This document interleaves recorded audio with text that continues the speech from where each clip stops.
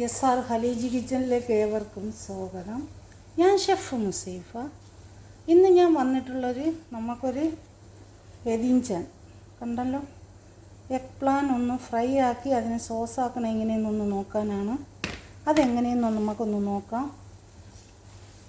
അപ്പം ഇതൊന്ന് ഒരു ഡിസൈനായിട്ട് ഇങ്ങനെ തോല് കളയണം. മൊത്തം കളയണ്ട, അവിടെ കുറച്ച് ഇങ്ങനെ ഒരു ഡിസൈനായിട്ട് ഇങ്ങനെ ഒന്ന് തോല് കളയണം. തോല് കളഞ്ഞിട്ട്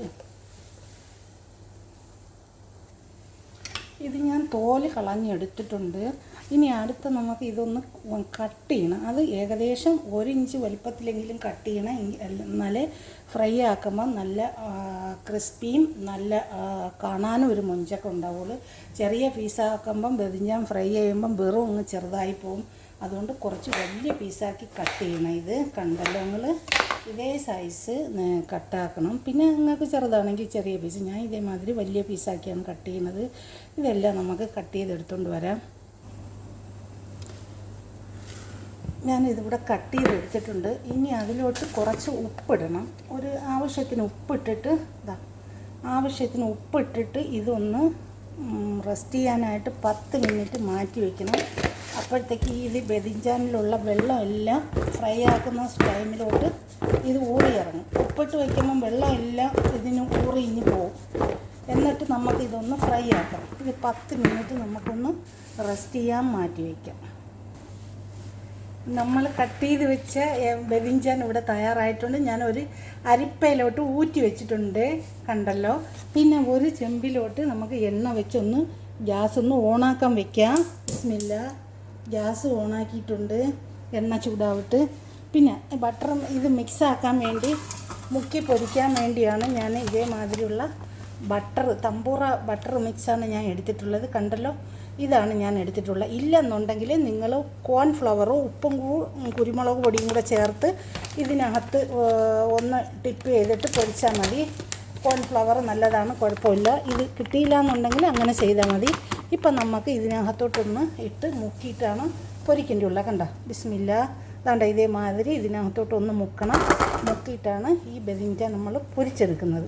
എന്നിട്ട് നമ്മളൊരു സലാഡയുടെ സോസ് ഉണ്ടാക്കും മാതിരി സോസ് ഉണ്ടാക്കുമ്പോൾ നമുക്ക് മുക്കി എണ്ണയിലോട്ട് ചൂടായിട്ടുണ്ട്. എണ്ണയിലോട്ട് ഇട്ട് കൊടുക്കാം. ബിസ്മില്ല, കണ്ടല്ലോ, ഇതേമാതിരി നമുക്ക് എല്ലാം മുക്കി ഒന്ന് പൊരിച്ചെടുക്കാം. ബിസ്മില്ല, എല്ലാം ഇതിനകത്തോട്ട് നമുക്ക് ഈ മാവിനകത്തോട്ട് ഒന്ന് ടിപ്പ് ചെയ്തും കൊണ്ട് ഇതിനകത്ത് നല്ലോണം ഒന്ന് പൊരിച്ചെടുക്കാം. ബെതിഞ്ചാൻ ഇവിടെ തയ്യാറായി കഴിഞ്ഞു. എല്ലാം ഇതുമാതിരി പൊരിച്ച് കോരി കഴിഞ്ഞിട്ടുണ്ട്. നോക്ക്, ഇതും കൂടെ ആകുമ്പം എല്ലാം കഴിഞ്ഞു. എല്ലാം ഇവിടെ ഫ്രൈ ആക്കി കഴിഞ്ഞു. നമുക്കിനി ഇതിനകത്തൊരു സോസും കൂടെ ഉണ്ടാക്കാം. നമ്മളെ എഗ് പ്ലാൻ ഫ്രൈ ആക്കി കഴിഞ്ഞിട്ടുണ്ട് ബെതിഞ്ചാൻ. അത് നമുക്കൊരു സോസ് ഉണ്ടാക്കണം. എങ്ങനെയെന്നൊന്ന് നോക്കാം. ഞാനിവിടെ ഒരു നാരങ്ങയുടെ ജ്യൂസ് എടുത്തിട്ടുണ്ട്.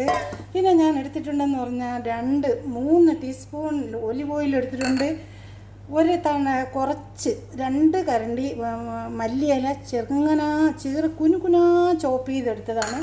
പിന്നെ 2-3 അല്ലി വെളുത്തുള്ളി ഞാൻ ചോപ്പ് ചെയ്തെടുത്തേന്. പിന്നെ നമുക്ക് വേണ്ടതെന്ന് പറഞ്ഞാൽ ഒരല്പം ഉപ്പും ഒരല്പം കുരുമുളക് പൊടിയും കൂടി. ഈ നാരങ്ങ ജ്യൂസിനകത്തോട്ട് ഒരല്പം കുരുമുളക് പൊടി ഇട്ട് കൊടുക്കാം. നോക്കിക്കേ, ഒരല്പം കുരുമുളക് പൊടി ഇട്ട് കൊടുത്തിട്ടുണ്ട്.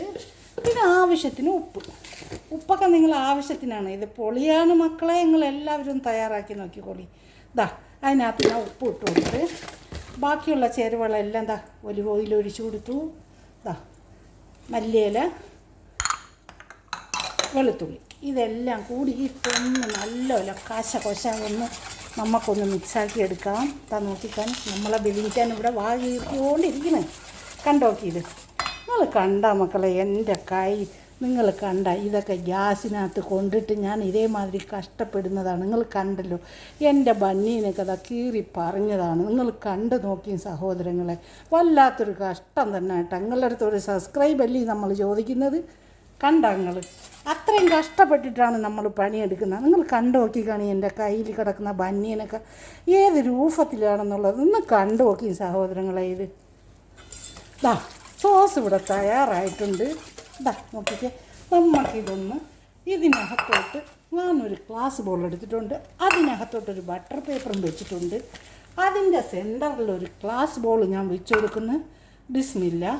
അതിനകത്തോട്ട് ഈ സോസ് നമ്മൾ ആഡ് ചെയ്ത് കൊടുക്കുന്നു. കണ്ടല്ലോ നിങ്ങൾ, സോസ് ആഡ് ചെയ്ത് കൊടുത്തു. ഇനി ബാക്കിയുള്ളതാണ് നമ്മളെ എഗ് പ്ലാന്റ്. ഇതേമാതിരി നിങ്ങൾ ഒന്നൊന്നായിട്ട് എടുത്ത് ഇതിലോട്ട് വെച്ച് അടുക്കി അങ്ങോട്ട് വയ്ക്കൂ. ഇത് കണ്ടല്ലോ എൻ്റെ പൊന്നാര സഹോദരങ്ങളെ, ഇത് വല്ലാത്തൊരു ജാതിയാണ് കേട്ടോ. ഇത് നിങ്ങൾ ഇതേമാതിരി ചെയ്ത് നിങ്ങളൊന്ന് കഴിച്ച് നോക്കിക്കോ. ഇത് നിങ്ങൾ അവിടെ നിന്ന് എണീറ്റ് പോകാറില്ല. ഇത് വല്ലാത്തൊരു ജാതി തന്നെയാണ് കേട്ടോ.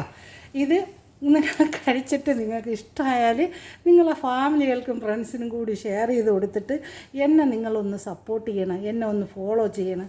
നിങ്ങൾക്ക് ഇഷ്ടമായാൽ നിങ്ങളൊന്ന് ലൈക്കും കൂടെ ചെയ്യണം. Okay, thank you for watching.